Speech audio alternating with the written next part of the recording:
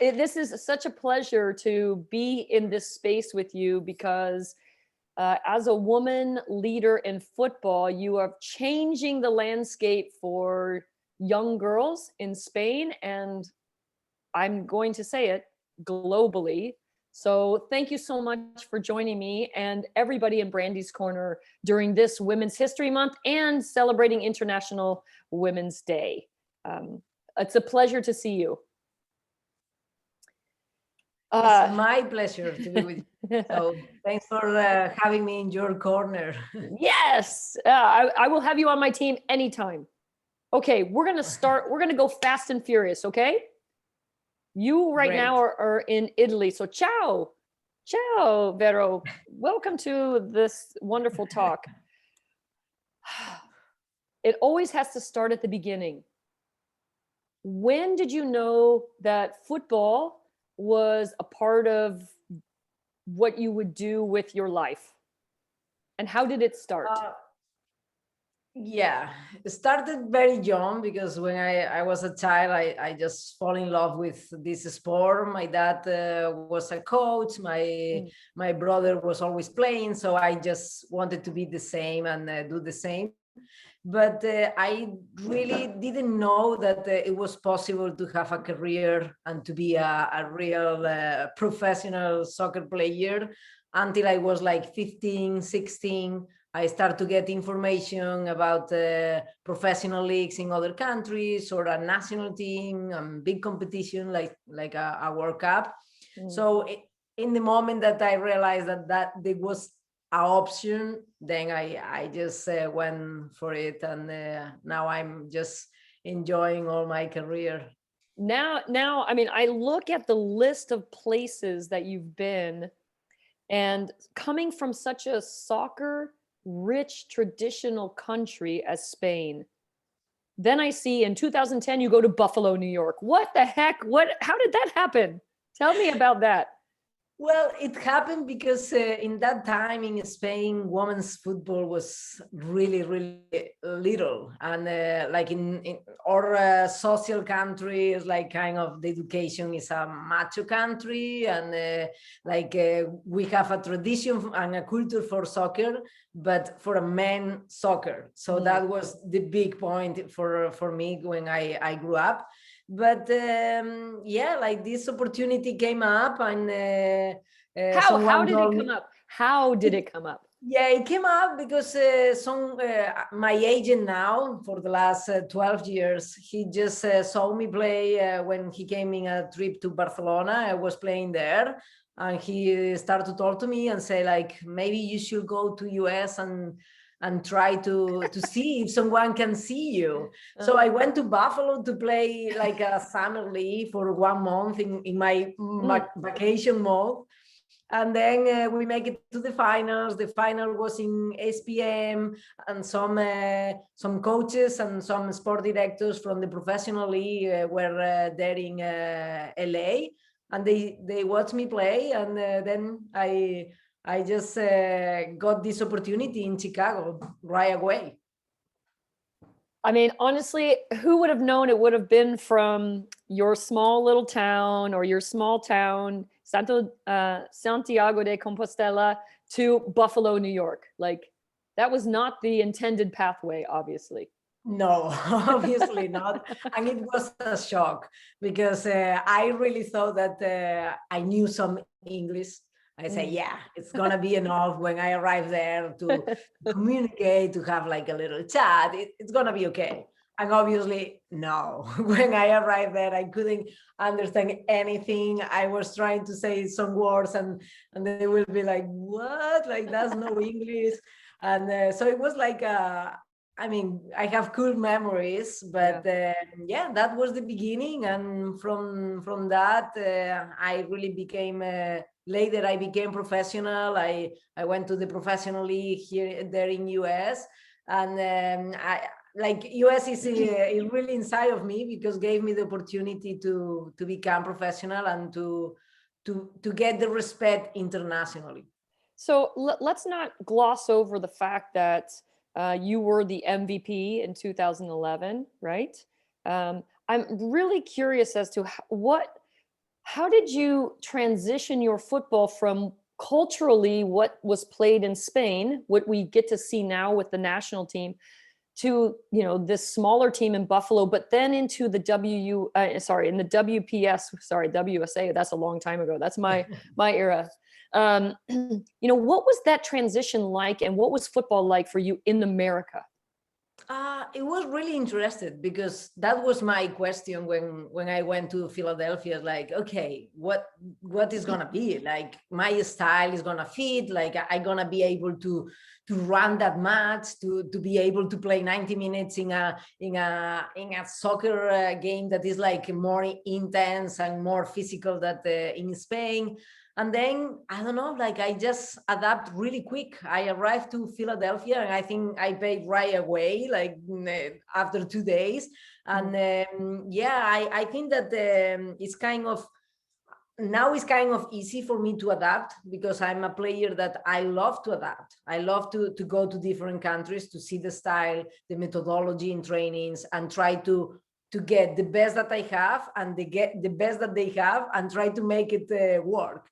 And that happened in US. I adapt my style. I knew that, okay, some things maybe I can't do it here, but others it's gonna work. And it worked. Well, I'm going to list off Buffalo, Philadelphia, Chicago, Portland, Utah, obviously Spain, Germany, France, Sweden, Russia, China. I mean, your passport must have 1,000 pages in it. And, you've been, I'm going to call you the nomad of women's football, but, again, is it because I don't want to put words in your mouth. And now Italy. And so what's been the impetus for change and going to all these places? And what have you found to be the collective, and what have you found to be like, oh, that's way out there? Mm-hmm. Well, I think I always say that there are two reasons why I changed that much. One is that women's soccer didn't have stability. So now it's kind of easy to start to play when you are younger, and then maybe make it all the way to the first team and play in the highest level with your team, and then become captain and everything like in what we see in men football. So if you want to change, it's because of the reasons. But in women's football, I was in teams that then they folded. So I was in Chicago. I wanted to come back to Chicago, but the next year, Chicago was not there.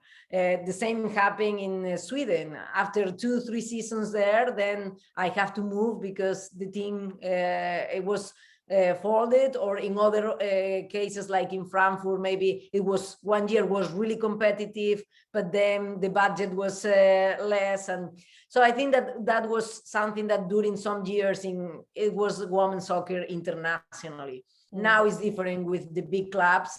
You always have a good budget, you always are competitive, so it's different.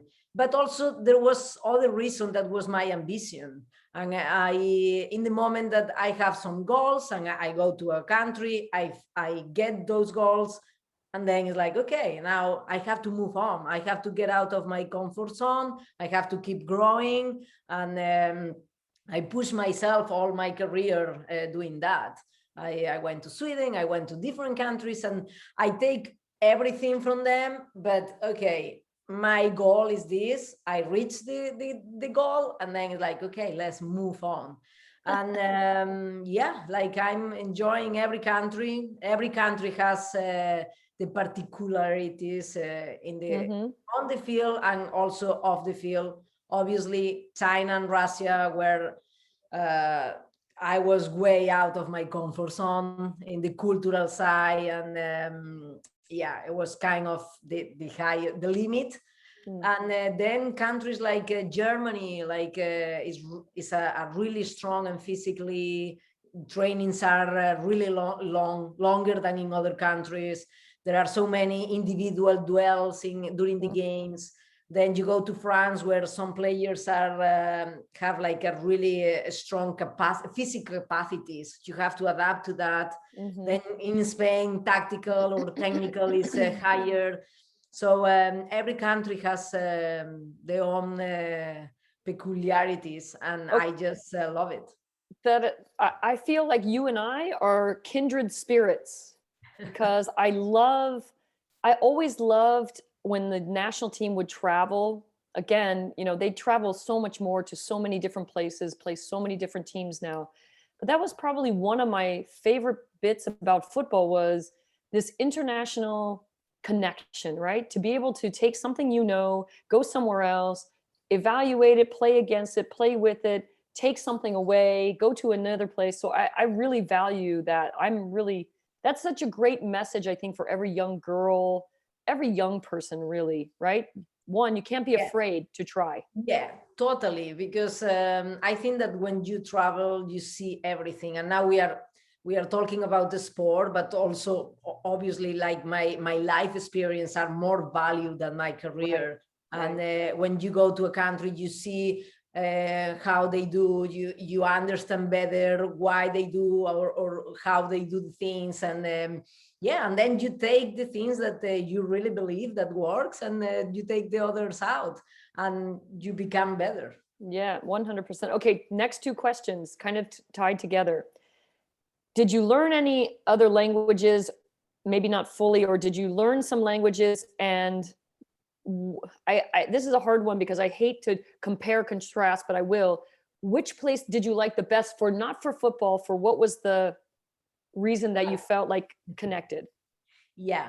So yes, I learned some languages. I had to. The first one was English, and at the same time, English stopped me for learning other languages because you always find people that speak Right. English. But yeah, English. Obviously, I speak Spanish, I speak Portuguese, and I speak French. And now I'm learning the Italian.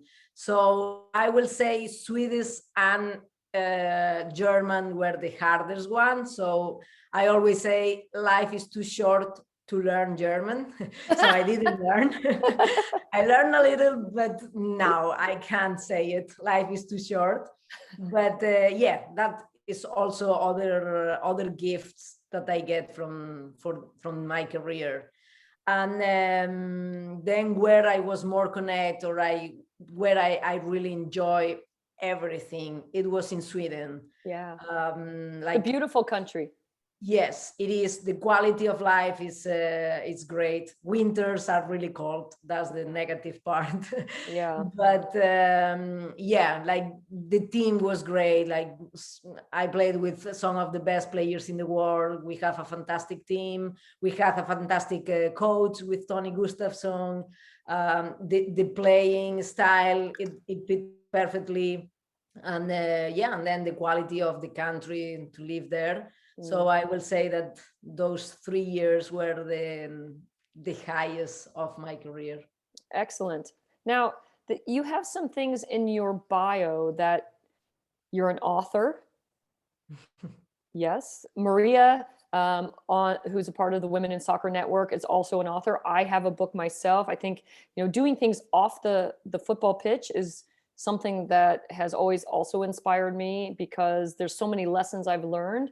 What is the greatest lesson in football that you've taken off the field, and maybe even in writing your book, that you feel will be something that will be the foundation for your success later? Well, everything, because it's like all my values and my principles, I got it from football.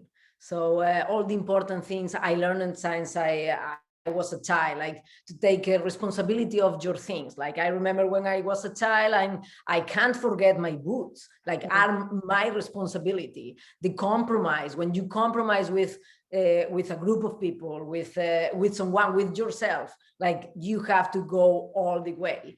And those are things that it comes from sport. Like even go through moments where you know, when you have pain, when things doesn't work out, like just to push yourself to keep going, to be positive, to know and to understand that you have to empathize with a lot of people, no everyone see the things in the same way, no everyone learn in the same way, and the motivations are different, and you have to find a way to touch everyone. And this is something that for me is I know is going to be my passion later, because I want to be a professional coach, and I'm learning a lot about people and different cultures. Players are different depending of the countries that they come. Then priorities are different, and you have to know what is the priority, what is their motivation to make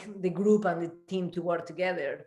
And I think that we are really like fortunate that we are football players, or in your case you were a football player, because the moments that we live in the emotional side, like if you take 1 week or 1 month of your career, like some people don't live that intensely in a whole life.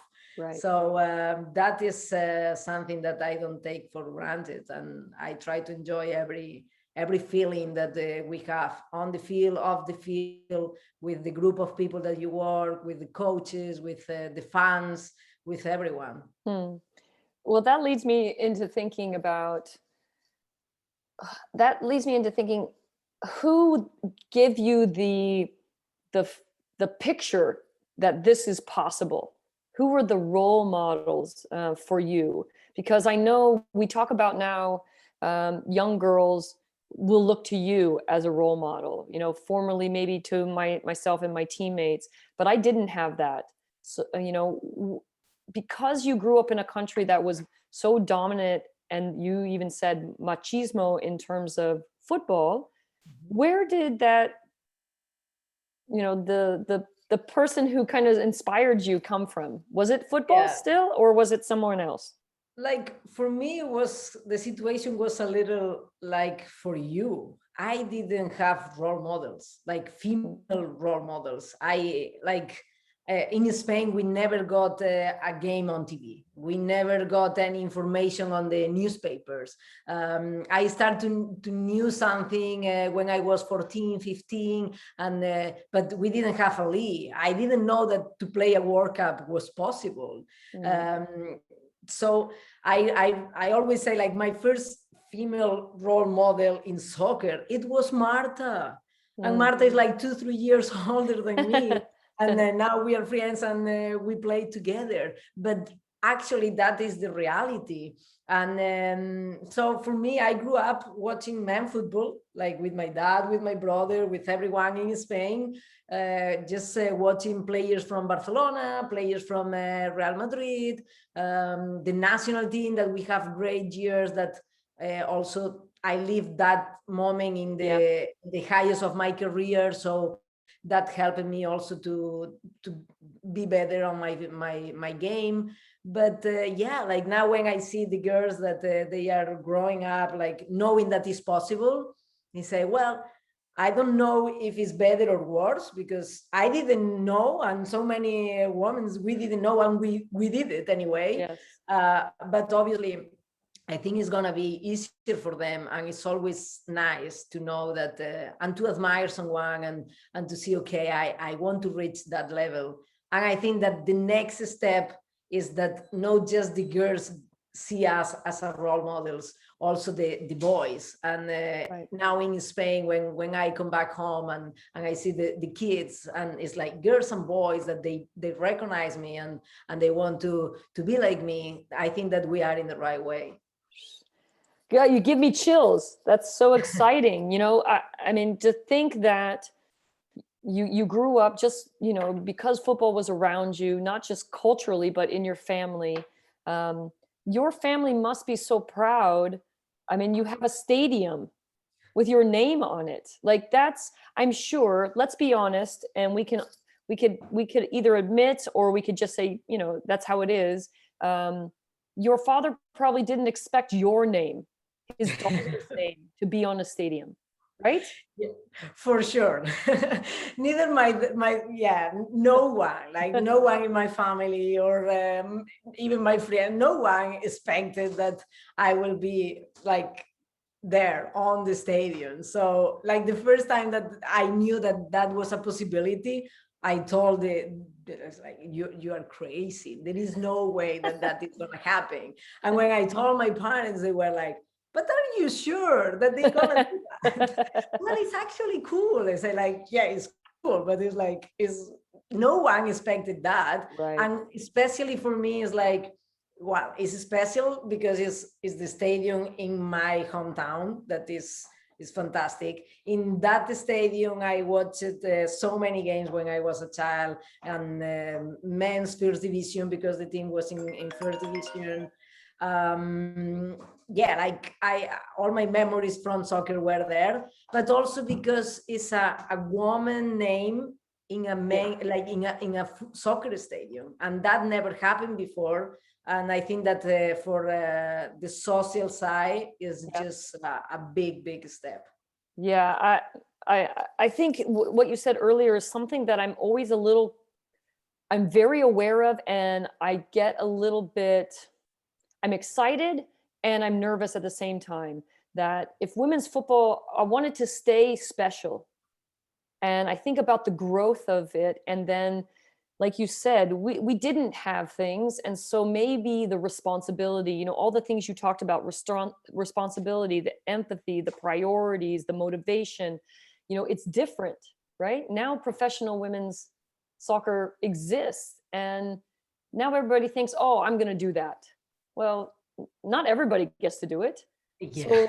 So, the unique special quality that goes along with it, I hope that players like you and people like you continue to remind young girls about the special nature of women's football in the world, what it delivers. Yes, I'm totally agree with you, and I have to admit that I'm a little afraid of that, because sometimes I have the feeling that we are losing that, and it's kind of our responsibility, the players that we are now, to transmit that, because we get it from the players that were before. Yes. So we have to find a way to transmit all that, and to remind the young players that we have to do a lot to reach where we are, and obviously we have to enjoy that moment and to keep growing, but we can't forget the other thing. I always say that there are two things that we always have to keep, like women's soccer. One is on the field. Don't do the theater. Don't do all the simulation that we see in men's football, because I think that is part of our unique thing. Like people have you talked to Marta? Have you talked to Marta about that? Yeah, and she said like, yeah, but if they tackle me, I have to do that. It's true. If they tackle you, we have to do that. But yeah, like I think that we have to keep it like simple, like before, like the nature of the sport. Yeah, exactly. Because people appreciate that. Yes, and the other thing is out of the field, is to stay close with the fans, because if we lose that connection, that is what makes women's soccer like growing in the last years, that connection with the fans, like to be close, not to be like, oh, I don't look at you because I don't care about you. No, we care about you because we are what we are now thanks to you, and we have to take care of that.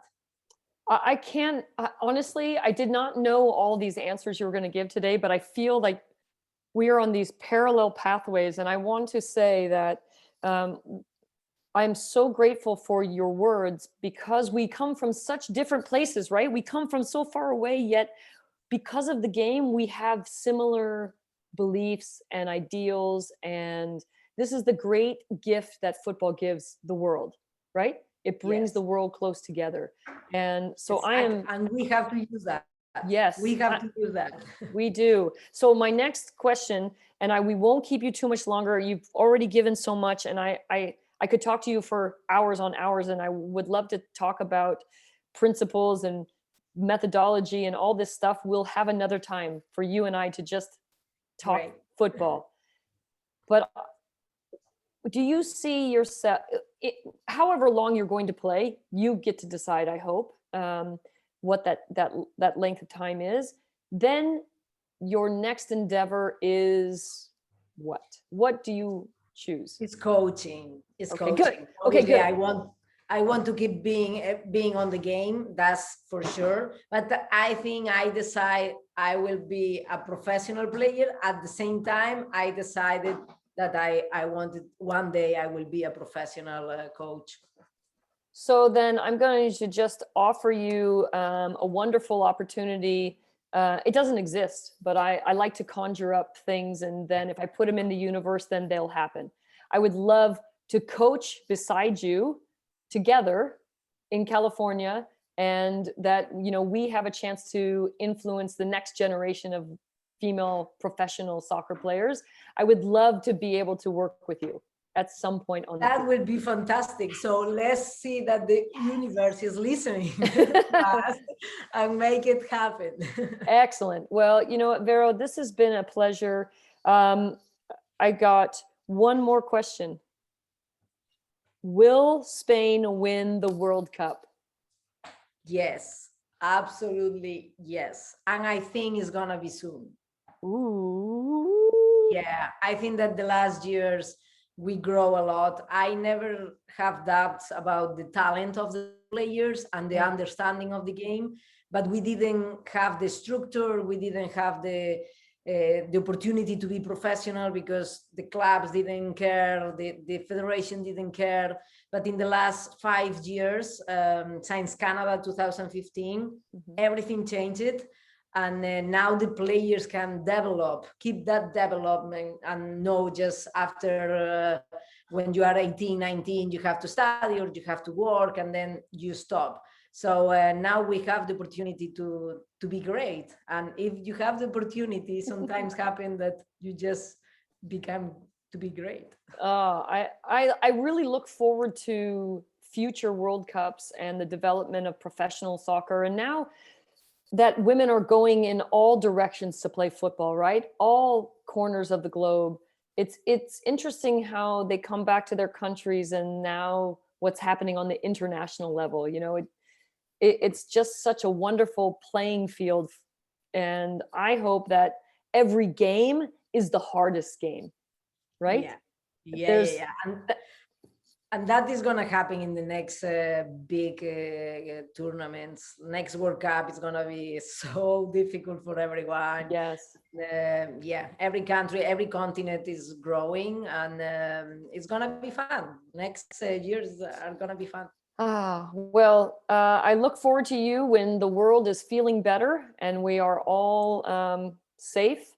I either would I want to do one of two things, but I would love to do two things. One, I would love to come to Spain and see your stadium. That's easy. That would be fantastic. And then two, I would love for you to come to California, and we could play. Oh, well, no, not me play anymore. My left knee doesn't like that, but we can talk soccer. We can coach soccer. We can, talk about the future of women's soccer. And I would really enjoy both of those things. I think that the two things are possible, and we're going to make it happen. Awesome.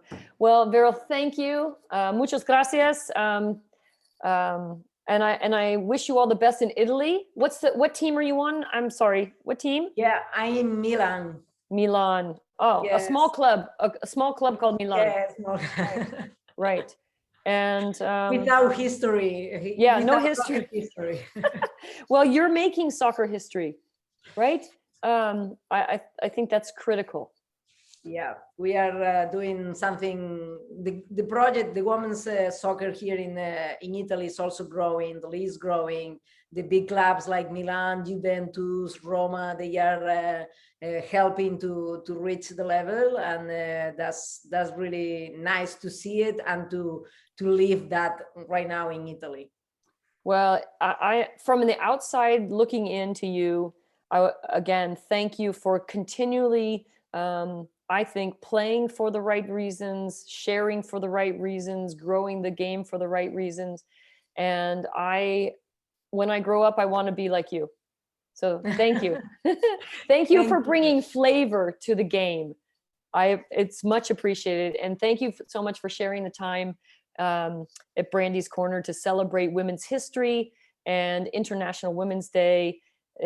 I can't think of a better representative for the game than yourself. Thank you so much. Thank you. Thank you. A pleasure. Excellent.